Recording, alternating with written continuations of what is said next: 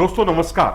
कहते हैं कि टी20 क्रिकेट पावर हिटरों का खेल है, क्योंकि पावर हिटर टी20 क्रिकेट में अपनी टीम को डुबोते भी हैं और नैया पार भी लगाते हैं। तो यहां पर अब भारत और पाकिस्तान का मुकाबला है और जाहिर सी बात है, आप देख सकते हैं मेरे पीछे इन तस्वीरों को, ये पावर हिटर हैं। जी हां, ये सब पावर हिटर हैं, भारत के भी और पाकिस्तान के भी। तो ये पावर हिटरों पर बहुत कुछ निर्भर करेगा, टीम को उबारना भी, और अगर नहीं हुआ तो वो टीम को डुबो भी सकते हैं। बहरहाल हम अगर बात करें बिना ज्यादा वक्त जाया किए हुए, अगर पाकिस्तान की बात करें तो आसिफ अली का नाम सबसे पहले आता है। आसिफ अली हैं, अब तो शादाब खान भी बहुत अच्छे पावर हिटर बन गए हैं, मोहम्मद नवाज अच्छे पावर हिटर हैं, हैदर अली तो हैं ही पावर हिटर, हालांकि मौके उन्हें थोड़े कम मिले हैं, लेकिन जितने मिले हैं अब वो बैटिंग ऑर्डर में प्रमोट होने के बाद कई बार अपने ताबड़तोड़ शॉट्स भी लगाते हैं। वही भारत की बात करें तो रोहित शर्मा, सूर्य कुमार यादव और उसके अलावा दिनेश कार्तिक तो हैं ही, और हार्दिक पांड्या। तो ये है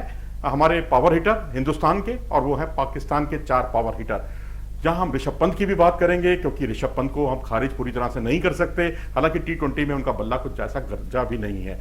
फर्क अगर देखें हिंदुस्तान और पाकिस्तान के क्रिकेट में, तो मूल फर्क यह है कि भारत के पावर हिटर शुरू में ही पावर हिटिंग अच्छी करना जानते हैं, लेकिन पाकिस्तान के जो पावर हिटर हैं वो बाद के जो बल्लेबाज हैं वो पावर हिटिंग करते हैं, या मिडिल ऑर्डर के बल्लेबाज जो हैं वो पावर हिटिंग करते हैं। और खास तौर पर अगर आप टॉप ऑर्डर देखेंगे, वो आपको उतनी ज्यादा पावर हिटिंग करता हुआ दिखाई नहीं देता। वो इनिंग बिल्ड करता है, बड़े स्कोर की ओर ले जाने का आधार तैयार करता है, बेस तैयार करता है, और उसके बाद जो है मिडिल ऑर्डर और जो लोअर ऑर्डर के जो बल्लेबाज हैं वो एक्सेलरेट करके रन गति को बढ़ाते हैं। लेकिन भारत में ऐसा नहीं है। भारतीय टीम में अगर हम देखें तो सूर्य कुमार यादव, रोहित शर्मा शुरुआती ओवरों में ही, अगर ये मान लीजिए दोनों पारी की शुरुआत करते हैं, ओपन करते हैं, और बहुत संभावना इस बात की भी है कि ये दोनों आपको ओपन करते हुए दिखाई दें, तो हो सकता है पावर प्ले का इस्तेमाल भारतीय बल्लेबाज बेहतर तरीके से करते हुए दिखाई दें।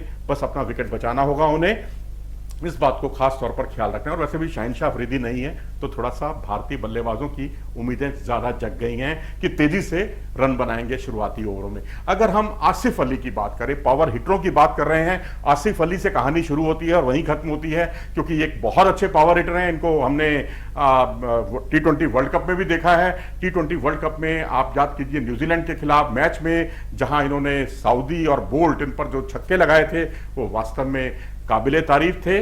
और इसके अलावा 2 छक्के उन्होंने एक बॉलर पर सऊदी पर लगाए थे, एक बोल्ट पर लगाया था जहां तक मुझे ध्यान है। और उसके अलावा अगर हम देखें तो अफगानिस्तान के खिलाफ भी इन्होंने बहुत उम्दा पारी खेली थी, और एक मैच में 25 रन बनाए थे इन्होंने 7 गेंदों पर, जहां 4 छक्के लगाए थे। अफगानिस्तान के मैच की बात कर रहे हैं हम। और उसके अलावा इन्होंने एक मैच में 25 रन बनाए और दूसरे में 17 रन बनाए थे 12 गेंदों पर, वो भी न्यूजीलैंड के खिलाफ। तो जाहिर सी बात है कि इस खिलाड़ी से काफी उम्मीदें रहेंगी इस बार भी। और पिछले दिनों वेस्टइंडीज के खिलाफ इस खिलाड़ी ने 21 रन बनाए थे केवल 7 गेंदों पर। और अगर हम इनका ओवरऑल अगर हम स्ट्राइक रेट देखते हैं तो वो स्ट्राइक रेट कोई हालांकि बहुत ज्यादा उत्साहवर्धक नहीं रहा था पूरा करियर का, लेकिन अगर पिछले कुछ मैच देखें, छोटी छोटी पारियों में कैमियो रोल में आए हैं, लेकिन इनका स्ट्राइक रेट बढ़कर 200 को भी पार कर गया है। ये पिछले कुछ 6, 7, 8 मैचों के परफॉर्मेंस को अगर हम देखें तो 209 रन के आसपास का इनका स्ट्राइक रेट पहुंच गया है। तो इस खिलाड़ी से वाकई संभल कर रहना होगा, इसका विकेट जल्दी उखाड़ना होगा। और उसके बाद अगर हम हैदर अली की बात करें तो इनका स्ट्राइक रेट पिछले कुछ मैचों में 123 के आसपास रहा है, करियर का भी बहुत ज्यादा नहीं रहा है, 127, 128 के आसपास का। और इस खिलाड़ी ने बस ये है कि जब बैटिंग ऑर्डर में प्रमोट किया जाता है तो इस खिलाड़ी ने 45 रन की पारी भी खेली है, बहुत ही शानदार। और वहां पर भी इन्होंने आक्रामक शॉट्स लगाए हैं, और नंबर 4 पर भी ये अच्छी बल्लेबाजी कर लेते हैं, लोअर ऑर्डर में भी बल्लेबाजी कर लेते हैं, फ्लेक्सिबिलिटी है, पुल शॉट बहुत अच्छे हैं। रोहित शर्मा के बहुत बड़े फैन है ये, और कहते हैं कि रोहित शर्मा की तरह उनको पुल शॉट लगाने का मौका मिल जाए तो उसका मजा ही कुछ और है। तो ये इस खिलाड़ी की सबसे बड़ी खूबी है, और ये खिलाड़ी बहुत तेजी से रन बनाना जानता है, बस मौके की नजाकत का इंतजार करता है। मोहम्मद नवाज की बात करते हैं। नवाज का मुझे याद है बांग्लादेश के खिलाफ एक मैच था जिसमें आखिरी ओवर में 3 विकेट गिर गए थे और पाकिस्तान की टीम फंसती हुई दिखाई दे रही थी। 8 रन चाहिए थे आखिरी ओवर में, 3 विकेट गिर चुके थे। और उसके अलावा जब आखिरी बॉल फेंकी जानी थी तो 2 रन चाहिए थे, और ये स्ट्राइक लेने के लिए आए थे। पहली गेंद खेली थी और उस पर उन्होंने चौका लगाकर अपनी टीम की बल्ले बल्ले कर दी थी, मैच जिता दिया था। तो मोहम्मद नवाज एक अच्छे ऑलराउंडर के तौर पर उभर कर सामने आए हैं। पिछले दिनों 4 विकेट भी चटकाए थे इन्होंने एक मैच में।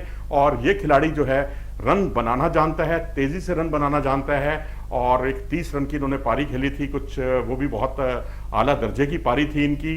और ये छोटे छोटे पारियां खेलकर बड़े स्कोर बनाना जानता है, यानी 8 गेंदों पर 18 रन, कभी 37 रन, 30 रन। तो ये कुछ एक खूबियां हैं इस खिलाड़ी में, और इससे भी थोड़ा सावधान रहना पड़ेगा आखिरी ओवरों में।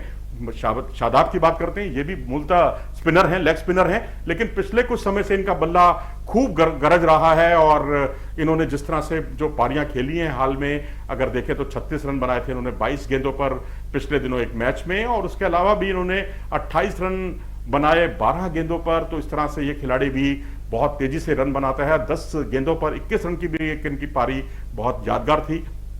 तो ये हम पिछले 3-4 मैचों का परफॉर्मेंस आपको बता रहे हैं, क्योंकि इस खिलाड़ी ने, अगर इनका करियर ऐसा, अगर आप स्ट्राइक रेट देखेंगे तो बहुत कम है, लेकिन अगर हम इनके पिछले 3-4-5 मैचों का स्ट्राइक रेट देखेंगे तो वो 190 को भी पार कर रहा है। तो ये अपने आप में जो अच्छे अच्छे बल्लेबाजों का नहीं होता, वो अगर शादाब कर रहे हैं, तो इस खिलाड़ी से भी संभल कर रहने की जरूरत है भारतीय खिलाड़ियों को, भारतीय गेंदबाजों को और भारतीय फील्डर्स को भी। वहीं अगर हम बात करें भारतीय पावर हिटर्स की, तो रोहित शर्मा, बेशक उनका स्ट्राइक रेट बहुत अच्छा उत्साहवर्धक नहीं रहा, जिस तरह से बाबर आजम या आपके रिजवान हैं, करीब करीब उतना ही स्ट्राइक रेट इस खिलाड़ी का भी था, लेकिन थोड़ा सा इंप्रूव किया था इन्होंने। 140 के आसपास इनका करियर स्ट्राइक रेट है।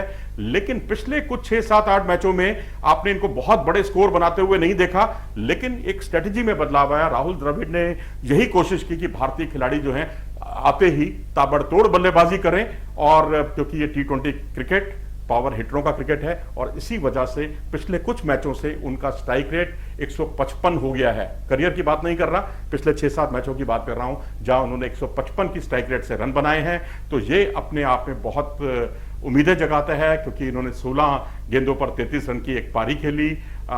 वेस्ट इंडीज के खिलाफ अच्छा प्रदर्शन रहा, एक मैच में 5 गेंदों पर 11 रन बनाए, और एक मैच में 64 रन इन्होंने बनाए, वो भी काफी कम गेंदों पर एक अच्छे खासे स्ट्राइक रेट से इन्होंने रन बनाए।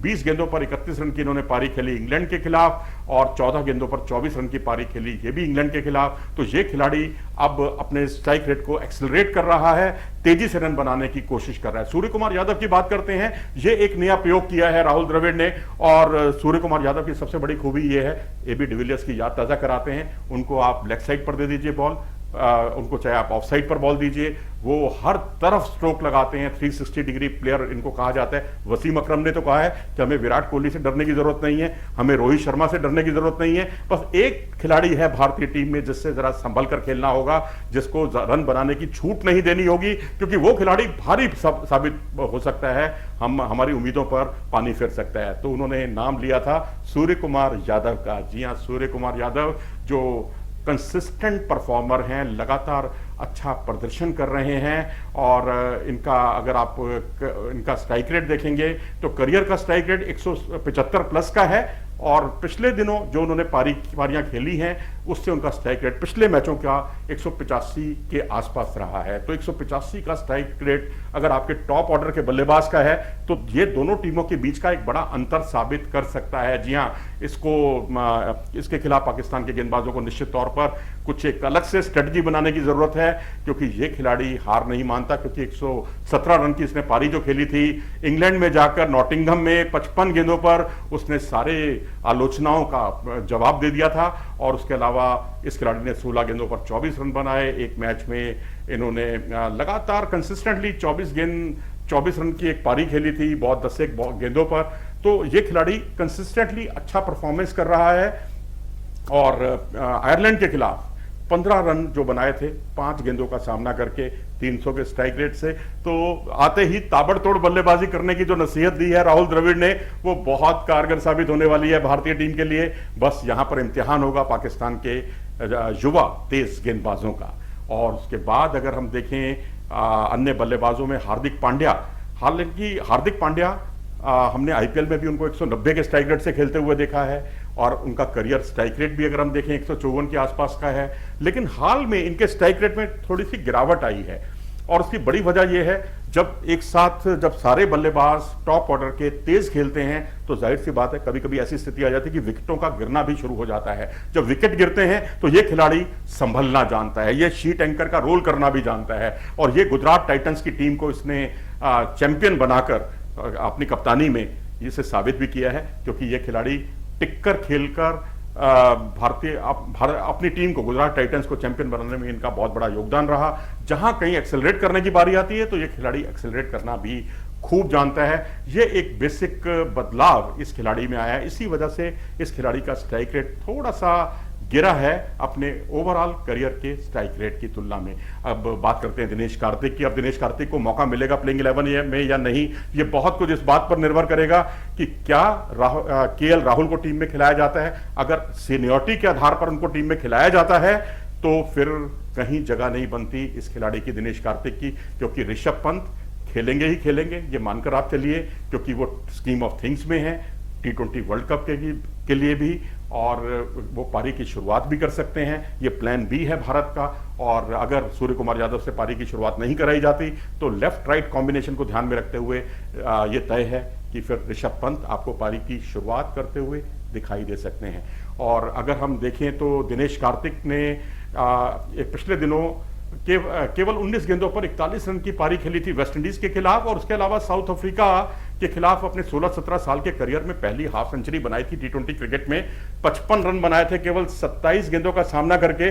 तो इस खिलाड़ी में हुनर है, बस दिक्कत यही है कि शुरुआती ओवरों में टिकने के लिए जब ये खेलने के लिए आता है नंबर 6 या नंबर 7 पर, तो ये थोड़ी सी गेंदें जाया करते हैं, थोड़ी वेस्ट करते हैं गेंदें, और वो बहुत नुकसानदायक साबित हो सकती हैं। और जमने के बाद ये बड़े शॉट खेलते हैं। ये थोड़ी सी दिक्कत आसिफ अली के साथ भी है, क्योंकि आसिफ अली को भी हमने देखा है बहुत कैमियो रोल में 1-2-3 गेंदें खेलते हैं, उसके बाद वो खुलते हैं। तो इस चीज से थोड़ा सा परहेज करना होगा, क्योंकि आपका काम ही नंबर 6 या नंबर 7 पर ताबड़तोड़ बल्लेबाजी करना है, पहली गेंद से चौके छक्के लगाना है। लेकिन ऋषभ पंत को अगर हम देखें तो ऋषभ पंत को हम पावर हिटरों में यहां नहीं गिन रहे हैं, लेकिन इस खिलाड़ी ने भी स्ट्राइक रेट में बहुत सुधार किया है। और अगर इनका ओवरऑल करियर का अगर आप स्ट्राइक रेट देखेंगे तो वो बहुत कम है, 130 से भी नीचे का है, लेकिन अब इस खिलाड़ी ने इसको 148 पर पहुंचाया है पिछले कुछ मैचों के प्रदर्शन को देखते हुए।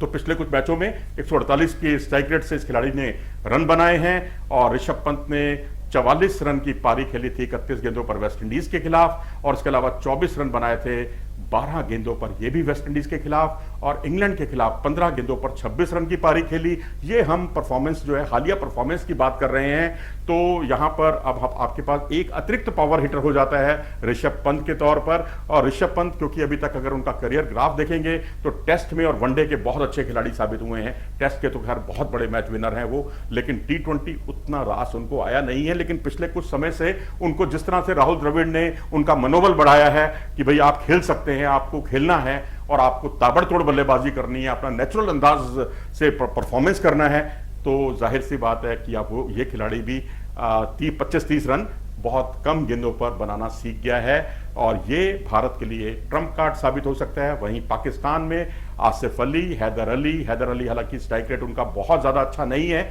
लेकिन नंबर 3 और नंबर 4 पर आकर जब उनको प्रमोट किया जाता है तो थोड़ा सा उसमें सुधार होता है उनके स्ट्राइक रेट में। और ये भी नजाकत के हिसाब से, परिस्थितियों के हिसाब से, कंडीशंस के हिसाब से बल्लेबाजी करना जानता है। और फिर शादाब खान एक नई खोज है पाकिस्तान क्रिकेट की, और वहीं नवाज वो भी नई खोज है। मैं इनको नई खोज इसलिए कह रहा हूं, हालांकि इनके पास तजुर्बे की कमी नहीं है, शादाब तो खैर बहुत अनुभवी हैं, लेकिन बल्लेबाजी में जो हुनर शादाब ने और नवाज ने दिखाया है पिछले दिनों, वो वास्तव में काबिले तारीफ है।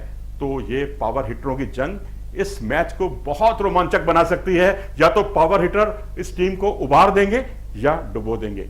कौन उभरेगा कौन डूबेगा, इंतजार कीजिए 28 तारीख तक। आप भी इंतजार कीजिए, हम भी इंतजार करते हैं, और हम यहीं देते हैं अपने वीडियो को विराम। और अगर आपको हमारा ये वीडियो पसंद आया हो तो इसे लाइक करें और हमारे चैनल को सब्सक्राइब भी करें। नमस्कार।